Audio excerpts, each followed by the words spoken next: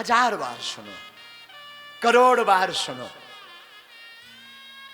ऐसा अनुपम सदग्रंथ है मूलधर। यद वैष्णवा नाम धनम यस्मनम पारमहंसमेवम अमलम ज्ञानम परम गीयते। शास्त्र में भागवत में स्पष्ट रूप से कहते हैं वैष्णवों का परम धन भागवत है। वैष्णव कौन? हम आप। वैष्णव कौन? जो तिलक लगाता है। वैष्णव कौन? जो माला जपता है। वैष्णव कौन? जो संतों का उपासक है। वैष्णव कौन? जो माता पिता का आदर करता है। वैष्णव कौन? जो श्री हरि का उपासक है। वैष्णव कौन? जो कृष्ण का उपासक है, वो वैष्णव है। तो वैष्णवों का धन सोना चांदी नहीं। कई बार हम आप लोगों का आकलन उसके धन से करते हैं। ओ बड़ी कोठी, बड़ा बंगला, बड़ा नाम, बड़ी गाड़ी, बड़ी संपत्ति, बड़ी आय, बड़ा बिजनेस, बड़ा कृपा, बड़े लोग। मैं प्रार्थना करूं ये नंबर 1 के होते हैं। दूर ऐसा भी नहीं बोला जा सकता, पर मैं प्रार्थना करूं ना, नाम से, पद से, पैसा से, बंदूक से, गाड़ी से, बंगला से, कोठी से बड़ा नहीं होता, दिल का बड़ा होना चाहिए साहब।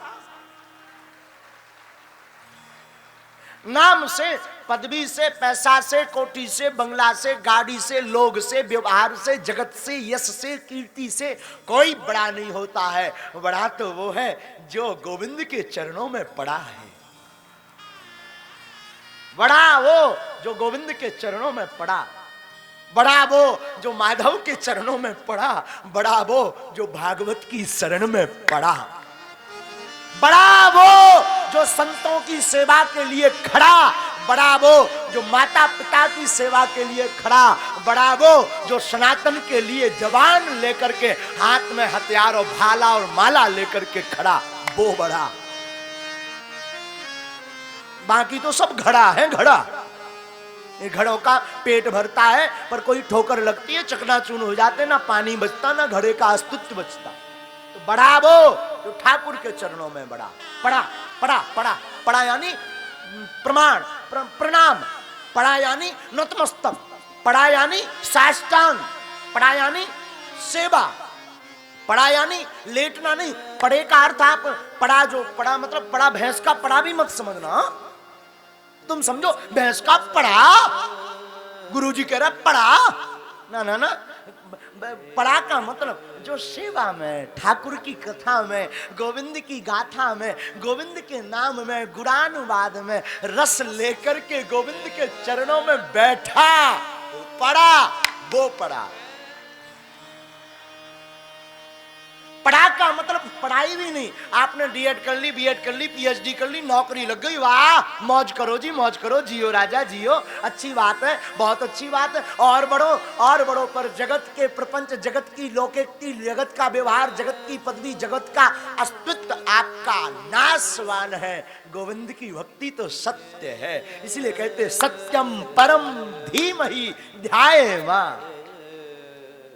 इसलिए तो सत्य की चर्चा है साहब, इसलिए तो भागवत की चर्चा है। व्यास जी के बारे में क्या कहूं साहब, अब बोलूं क्या। व्यास जी का जन्म सुना रहा था आपको। जिन्होंने भागवत बनाई ना, वो महापुरुष कृष्ण द्वैपायन वेद व्यास, नाम बड़ा अच्छा, वेद व्यास। वो व्यास जिन्होंने सर्वप्रथम संपूर्ण विश्व की प्राचीन पुस्तका का अस्ति, प्राचीन वेद का अस्ति, सबसे प्राचीन पुस्तक अगर विश्व की है तो वो ऋग्वेद है। और ऋग्वेद के अगर रूपांतरित करके 4 वेद बनाए तो वो वेद व्यास ने बनाए। ऋग्वेद, यजुर्वेद, सामवेद, अथर्ववेद। 5वां वेद महाभारत बनाया। 18 पुराण, 18 उप पुराण। कोई लिखने वाला है ना, वो वेद व्यास है। कई बार खबर आती है कि शायद व्यास जी नहीं होते तो हम शायद ये कथा कैसे कह पाते, तुलसी नहीं होते तो रामचर्चा कैसे कर पाते। विचार करो। लेकिन हमारे पूज्यपाद गुरुदेव तुलसी पीठ वाले गुरुदेव भगवान एक बड़ी प्यारी बात बोलते हैं। मुझे कभी कभी हम गुरुदेव भगवान की बात सुनते हैं ना, आंख भर आती है। हमारे गुरुदेव बोलते हैं, कई बार हमारे ग्रंथों को जलाने का काम किया कायरों ने, पर उनसे कह दो जला दें। भारत में अभी महापुरुष विराजमान है, महापुरुषों को कंठस्थ है सभी पुराण और वेद, जैसे तुलसी पीठ वाले गुरुदेव। गुरुदेव भगवान को सब कुछ कंठस्थ, इस लोक शास्त्र। हम तो कुछ भी नहीं, वो तो सूर्य है, हम तो दीपक भी नहीं। वो एक होती ना चिंगारी, चिंगारी में से भी 8-10 चिंगारियां निकलती। उस छोटी सी चिंगारी जो तृण में से भी तृण में से भी जो छोटा सा अणु किंचित मात्र होता, वो आप समझिए गुरुदेव भगवान सूर्य। तो जिन्होंने ये भागवत लिखी, कृष्ण द्वैपायन श्री वेदव्यास, इनकी कथा आती है कि एक राजा थे, उनका नाम था सुधर्मा। क्या नाम था? सुधर्मा। सुधर्मा नाम के राजा बड़े धर्मात्मा, इनकी पत्नी भी बड़ी धर्मात्मा, दोनों धर्म कर्म से रहते थे, राजा भी और इनकी धर्म पत्नी भी। राजा पूजा पाठ करते, भगवान नाम जप करते। एक बार राजा सुधर्मा वन में शिकार खेलने के लिए गए, आखेट करने।